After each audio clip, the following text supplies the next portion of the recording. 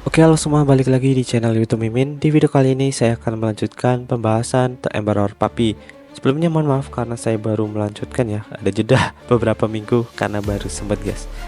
Di video sebelumnya kita sudah bahas chapter 11 sampai 12, sekarang adalah lanjutannya. Kita memasuki chapter ke-13 dan akan saya bahas sampai chapter 14. Tapi sebelum kita ke pembahasannya, buat kalian yang belum subscribe, jangan lupa subscribe dulu supaya Mimin semakin semangat dalam mengupload video. Kalau sudah, langsung saja kita masuk ke pembahasannya. Di video sebelumnya kita sudah lihat si Hari yang sedang intip, tapi tiba-tiba ada orang di belakangnya. Siapa yang ada di belakangku? Jangan-jangan orang itu si Kaisar yang menakutkan. Tapi ternyata tiba-tiba itu adalah si Abel yang langsung menggendongnya. Lagi-lagi, sedang apa kau di sini? Jelas-jelas ini jam pelajaran, tapi kau malah terlambat. Lagi-lagi kau pergi bermain kan, ucap Abel. Biasanya aku memang kesal padanya, tapi sekarang aku merasa lega dengan kehadirannya, ucap Hari. Dasar anjing, balas Abel. Kenapa tiba-tiba seperti ini? Menjauhlah dariku, ucap Abel. Kemudian sekarang lanjut di mana ia melanjutkan pembelajarannya. Duduklah. Hari ini kita akan membaca buku yang membahas tentang Omun. Ini buku anak-anak yang cocok dengan levelmu. Omun? Apa itu Omun? Apakah Omun itu semacam monster? Ya, Omun itu makhluk iblis. Ukurannya bermacam-macam, dari yang kecil sampai yang sebesar banteng. Ini Omun ukuran kecil biasanya ditemukan di dalam hutan. Terkadang dia juga muncul di pusat kota, tapi biasanya dia akan langsung diamankan begitu ketahuan.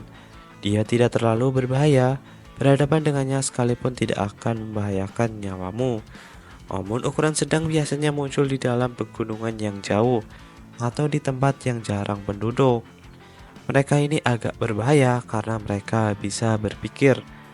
Tanpa kemampuan bertarung yang baik, kau bisa saja mati berhadapan dengannya. Karena itu akan lebih bijak kalau kau melarikan diri jika melihatnya. Ya, kalau aku sih tidak masalah. Sudah kuduga anak ini punya sifat yang buruk dengan sombong ya, ia pamer kalau bisa menghadapi makhluk Omun itu. Kemudian Omun selanjutnya adalah ini, wah, nampaknya sangat besar. Apa ini?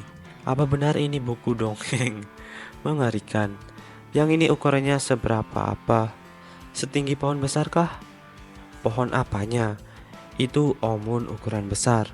Ukurannya sebesar benteng. Waduh, sebenteng cok. Hingga saat ini kemunculan Omun besar baru tercatat sebanyak 20 kali. Pernah muncul di pedalaman gunung, pernah juga tiba-tiba muncul di pusat kota dan menghancurkan satu wilayah. Menghancurkan? Itu mengerikan sekali kan? Bisa-bisanya monster seperti itu muncul di pusat kota. Dia tidak pernah muncul lagi selama hampir 50 tahun ini. Jadi kau tidak perlu takut. Wah, yang benar. Bisa saja dia muncul sih. Si Hari pun ketakutan. Jadi di dunia ini ada monster sebesar benteng ya. Kalau sampai dia muncul, aku pasti akan langsung mati. Komandan, wakil komandan memanggil Anda. Tiba-tiba ada bawahannya yang memanggil Abel. Oh, aku pergi dulu. Pelajaran hari ini sudah selesai. Dasar penakut. Si Hari pun kesal karena dikatain penakut. Penakut? Hah, dasar Abel. Padahal dia duluan yang menakutiku. Dan setelah berapa lama tiba-tiba ada maid atau pelayan yang datang. Astaga, guguk. Jenna, lama tak berjumpa. Kau mau pergi? Tanya Jenna.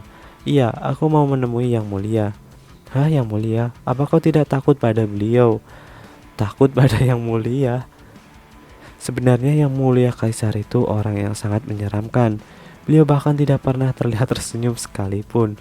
Beliau bukan orang yang bisa memperlakukan orang lain dengan hangat, ucapnya. Ditambah lagi kalau sampai terlihat melakukan kesalahan di depan matanya, kita bisa langsung dipenggal. Tidak, lupa saja ucapanku barusan, ucapnya. Ya, jadi banyak orang-orang yang menganggap Kaisar emang semengerikan itu ya. Syukurlah beliau terlihat ramah padamu. Tapi Yang Mulia yang kau kenal tidak seperti itu. Yang Mulia, kau ada di kamar, ucap Hari. Guguk, ini kan jam belajarmu. Kenapa? Abel sibuk jadi kelasnya selesai lebih cepat.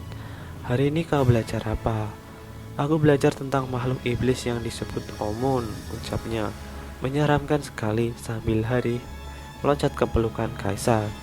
Ternyata ada monster super besar yang bisa muncul kapan saja ya. Aku pasti bisa ditelannya dalam sekali hap. Kaisar pun tertawa. Sepertinya Abel tidak memberitahukan hal ini. Istana ini dilindungi tabir, jadi Omun tidak bisa masuk ke sini. Apa? Abel sialan.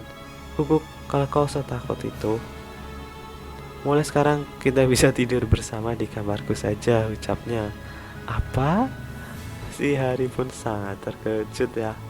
Oke, next kita lanjut memasuki chapter ke-14.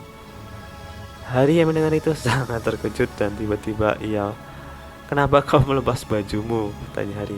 Untuk berganti baju tentu saja aku harus melepas baju kan? Tunggu sebentar.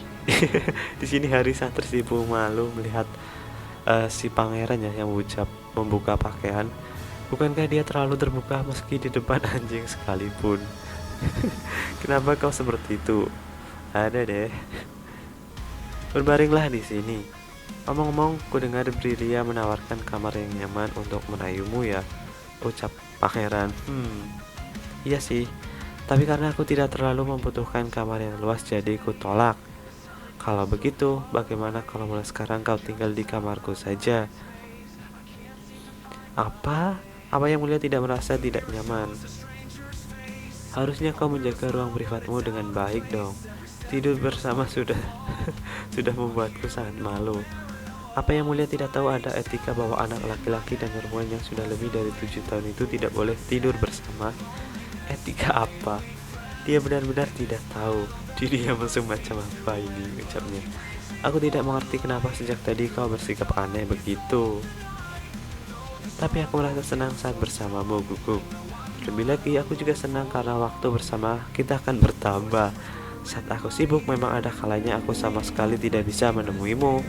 Tapi kalau kita memakai kamar yang sama, hal seperti itu tidak akan terjadi, ucapnya. Lagi pula bukankah aku sudah bisa dengan mudah mengatasi bahaya yang mungkin mengancammu? Jadi kau berada di dalam pengawasanku.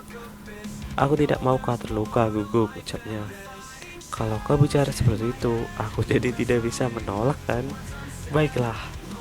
Cepatlah tidur yang mulia. Sambil tersipu malu si Guguk ini.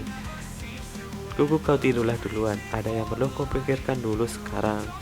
Kenapa? Memikirkan apa? Tanya Hari. Ini soal belakangan ini para bawahanku sering melakukan perlawanan. Barusan pun aku harus menyaksikan perseteruan mereka. Mereka semua menolak apapun yang kusampaikan dan itu membuatku berpikir keras. Apa yang sebaiknya kulakukan jika seorang penjahat dengan dosa yang tak termaafkan menjabat suatu posisi yang penting? Haruskah aku membiarkannya saja atau menghukumnya? Kalau yang mulia sama saja sebimbang ini, mungkin penjahat itu melakukan dosa yang begitu besar. Lihatlah wajah yang mulia jadi kusut begitu. Penjahat sialan, basmi saja, ucap Hari dan menjarahkan semuanya. Kaisar pun tertawa melihatnya. Kemudian kenapa sepertinya dia senang sekali. Jangan diam saja, lakukan semuanya semau yang mulia. Syukurlah yang mulia terlihat senang. Mulai sekarang aku akan mendengarkan semua keluh kesahmu seperti ini, ucap Hari. Kemudian ia pun tertidur dengan nyenyak.